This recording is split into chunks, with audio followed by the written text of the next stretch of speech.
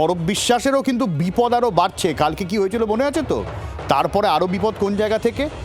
অরূপ বিশ্বাস যুব ভারতীতে ঢোকার পাস কোথা থেকে পেয়েছিলেন, কে দিয়েছিল, কারা চেকিং করে ঢুকিয়েছে, সব তথ্য নিয়ে আসতে বলেছে পুলিশ। তথ্যের উত্তর মিললে আরও বড় জালে ফাঁসবেন প্রাক্তন ক্রীড়ামন্ত্রী, এমনটাই পুলিশ সূত্রে খবর। কেন জানাবে নান্টু, রয়েছেন আমাদের সঙ্গে। নান্টু,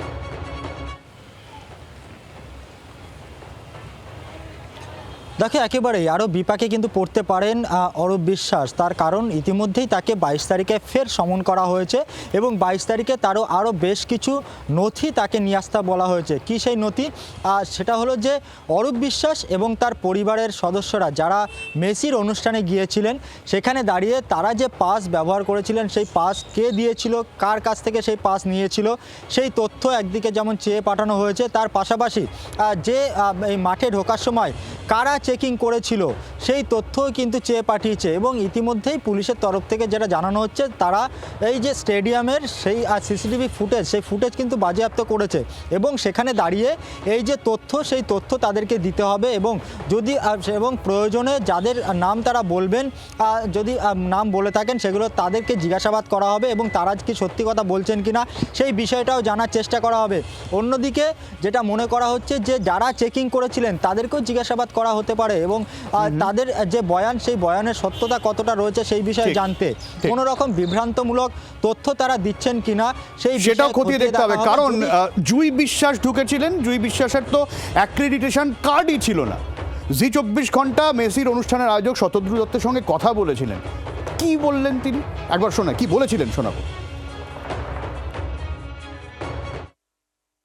উনি অ্যাক্রেডিটেশন কার্ড উনি নিজের এবং ওনার দুই ভাইজির এবং ওনার ফটোগ্রাফার, ওনার আরো সব লোকেদের উনি অ্যাক্রেডিটেশন কার্ড করেছিলেন। অ্যাক্রেডিটেশন কার্ড আর ইভেন্ট ফ্লোতে ঢোকা দুটো এক নয়, কিন্তু উনি অ্যাক্রেডিটেশন কার্ড করার পরেও ওনার ইভেন্ট ফ্লোতে নাম ছিল না। আর জুই বিশ্বাসের তো অ্যাক্রেডিটেশন কার্ডও ছিল না। জুই বিশ্বাস আপনাদেরই চ্যানেল ইন্টারভিউতে বলেছিলেন যে ওনাকে মন্ত্রী ডেকেছেন মাঠের ভেতরে। তো উনি কি করে ঢুকলেন মাঠের ভেতরে? প্রথম কথা, মন্ত্রী রাখতে পারেন না, তাও বা যদি ঢুকেছেন উনি ঢুকলেন কি জন্য? ওনার তো অ্যাক্রেডিটেশনের নাম ছিল না, ওনার অ্যাক্রেডিটেশন কার্ডও ছিল না। ওখানেই বোঝা যাচ্ছে যে ক্রিমিনাল ট্রেসপাসিং এবং ক্রিমিনাল কনস্পিরেসির পার্ট হলো জুই বিশ্বাস এবং তখনকার স্পোর্টস মিনিস্টার। মানে সুকান্তবাবু, আমার ক্ষমতা আছে মানে আমি যথেচ্ছাচার করব, সেটা আরও একবার প্রমাণিত হয়ে গেল। মাসুল তো দিতেই হবে। অ্যাক্রেডিটেশন কার্ড দেখো, সাংবাদিক থেকে শুরু করে যাদেরকে দেয়ার, সেটা ইভেন্ট ম্যানেজমেন্টের দায়িত্বে তারা দেবে।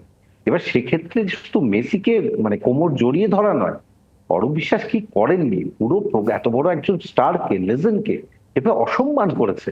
এই যেভাবে সাধারণ যারা খেলা দেখে, ফুটবল প্রেমী, তাদের খেলা তারা দেখতে পায়নি, মেসিকে একটা চোখ দেখতে পায়নি, এক পলক দেখতে পায়নি, তাদের আসল তো অরূপ বিশ্বাসকে দিতেই হবে এবং কড়া শাস্তি হওয়া প্রয়োজন। কারণ এই পুরো প্রোগ্রামটি শতদ্রু দত্ত থেকে তিনি হাইজ্যাক করেছেন, অত্যন্ত অন্যায় করেছেন। তাই নয়, উল্টে শতদ্রু দত্তকে জেল খাটতে হয়েছে এই গোটা বিষয়টার জন্য। সুকান্তবাবু, আপনাকে আপাতত ধন্যবাদ।